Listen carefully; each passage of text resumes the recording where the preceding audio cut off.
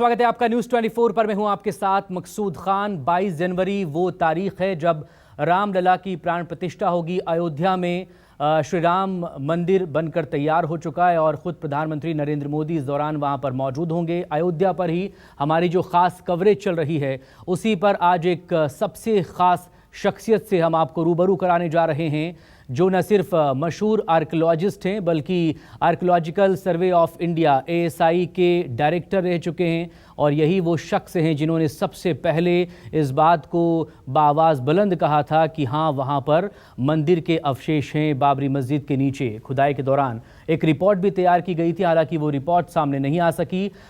मैं स्वागत कर रहा हूँ, इस वक्त मेरे साथ मौजूद हैं पद्मश्री के मोहम्मद साहब। बहुत स्वागत है आपका और बहुत शुक्रिया हमसे बात करने के लिए, न्यूज़ 24 से बात करने के लिए। स्वागत है आपका के मोहम्मद सर। नमस्कार नमस्कार, थैंक यू सो मच। 22 जनवरी अब वो दिन करीब है, ज़्यादा वक्त अब बचा नहीं जब रामलला की प्राण प्रतिष्ठा होगी और करोड़ों, न सिर्फ देश के बल्कि विदेशों के भी करोड़ों जो राम भक्त हैं उनका बरसों का, कहें सदियों का इंतज़ार ख़त्म हो रहा है। तो 22 जनवरी को लेकर सबसे पहले आपको शुभकामनाएं भी, बधाई भी। और आप अब क्या आज के दिन आप क्या महसूस कर रहे हैं जब 22 जनवरी बेहद नज़दीक है?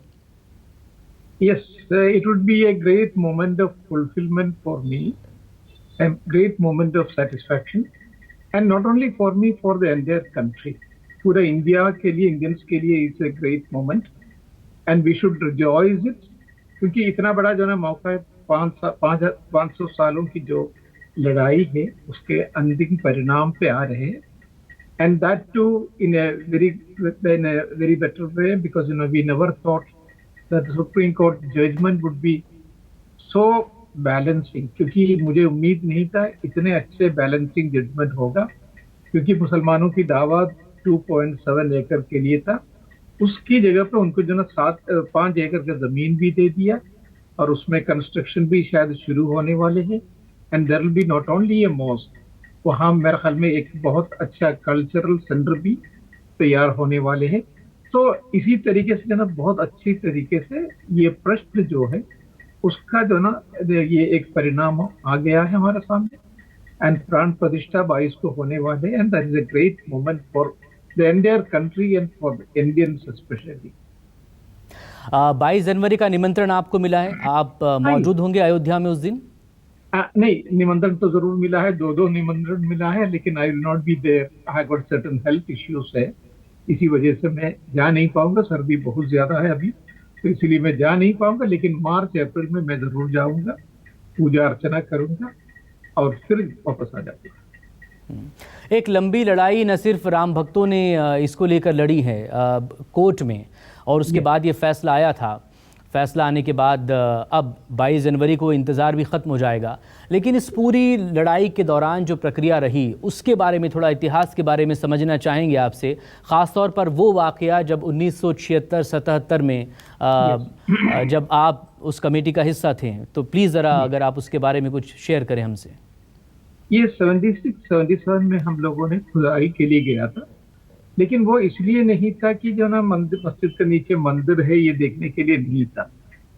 क्या उसका जो ना रामायण साइट्स की जो कल्चरल एंटिक्विटी क्या है वो देखने के लिए गए थे अंडर प्रोफेसर BB लाल, क्योंकि प्रोफेसर BB लाल जो ना formerly he was the director general of archaeological survey of India. पूरे दुनिया का माना हुआ जो ना एक बहुत बड़ा आर्कियोलॉजिस्ट, उनका रुतबा जो ना बहुत बड़ा है। तो उन्हीं के अंडर में गए थे। तो जब हम लोग मस्जिद के अंदर जाने के लिए कोशिश किया, क्योंकि जब भी हम एक्सकवेशन करेंगे तो उसके चारों तरफ का जो एरिया है उसको एक्सप्लोर भी कर लेंगे। तो एज पार्ट ऑफ दैट हम लोग मस्जिद के अंदर जाने के लिए कोशिश किया, तो वो वहाँ एक पुलिस वाला था, उन्होंने रोक दिया। उन्होंने कहा इट्स अंडर लिटिगेशन। तो हमने उसको बता दिया, सर हम लोगों को जो कोई लिटिगेशन से कोई मतलब नहीं, हम लोग रिसर्चर से खुदाई करने के लिए आया है। तो उन्होंने अंदर जाने दिया। जब अंदर जाके देखा, मस्जिद के जो जितने भी पिलर्स थे, 12 पिलर्स थे उस जमाने में, वो सब जो ना मंदिर का पिलर था, रीयूज किया हुआ था। थोड़ा सा भी शक अगर है अभी, आप जो ना कुतुब मीनार के पास है कुव्वतुल इस्लाम मस्जिद, जाके देख लीजिए, आपको जो ना बहुत सारे नजर आएंगे, बहुत ज्यादा प्रतिमाएं मिलेंगे। उसमें शिव जी का भी है, विष्णु का भी है, आपको गणपति का भी है, एंड बहुत सारे मिलेंगे। कुछ गलतियां हुआ है, इस गलती को गलती मानने में कोई प्रॉब्लम मुसलमानों को होना नहीं चाहिए। तो हम लोग एक तो नंबर वो मिले हम लोगों को, तो उसमें पूर्ण कलशा था। पूर्ण कलश जो है ना, that is one of the Ashtamangal चिन्ह, 8 ऑस्पिशियस सिंबल्स है इन हिंदुइज्म। मोस्टली 12वीं शताब्दी के जितने भी मंदिर है उसके पिलर्स में वो हुआ करता था। तो उसके बाद जो है कुछ हिंदू प्रतिमाएं भी थे जो गॉड्स एंड गॉडेसेस था, लेकिन दैट वाज डिफेस कर दिया था उसको, लेकिन पता था कि ये प्रतिमाएं हैं करके। उसके बाद जो ना प्रोफेसर लाल ने on the western side and southern side में जब एक्सकेवेशन किया, ये पिलर को खड़े करने के लिए जो ब्रिक बेसिस थे वो एक्सकेवेशन करके निकाला। And then again certain terracotta idols जो सिर्फ मंदिर से ही मिलेंगे, मस्जिद से मिलने का कोई जो ना उम्मीद नहीं, क्योंकि मस्जिद में प्रतिमाएं रखना ही हराम कहते हैं उसको। तो उस तरीके के जो ये प्रतिमाएं भी मिला। So it was on the basis of that Professor Lal came to the conclusion that there was a temple before the mosque. लेकिन इसको जो ना बहुत प्रोवोकिंग तरीके से लोगों को सामने नहीं लाया, क्योंकि that was I mean this one different period 1976-77 था। तो कभी भी आर्कियोलॉजिस्ट जो ना ये प्रोवोकेटिव थिंग करते भी नहीं है। लेकिन गलती क्या हुआ है कि ये 1990 में जो कम्युनिस्ट हिस्टोरियंस थे JNU के और अलीगढ़ यूनिवर्सिटी के, they had a lot of press connection, English press से बहुत ज्यादा कनेक्शन था। So they came with a statement that Professor Lal had excavated the site and he did not get anything associated with Hindu temples at all, meaning by there is no need of handing over the site to Hindu community. तो ये उनका ये था। So Professor Lal had to defend himself. उन्होंने defend किया। And I was at that time this one working in Madras circle में था, जिसमें एज डिप्टी सुपरिटेंडिंग आर्कियोलॉजिस्ट। उनको सपोर्ट करते हुए I gave a statement in Indian express on 15 दिसंबर 1990 में। मैंने कहा नहीं, इन लोगों ने जो कहा है कम्युनिस्ट हिस्टोरियन ने वो बिल्कुल झूठ है, गलत है, फॉल्स है। And what Professor Lal has said, because I was the only Muslim who had participated in the excavation along with Professor Lal, and I have seen all those pillars also and all those sculptures also. तो एक statement वो दिया।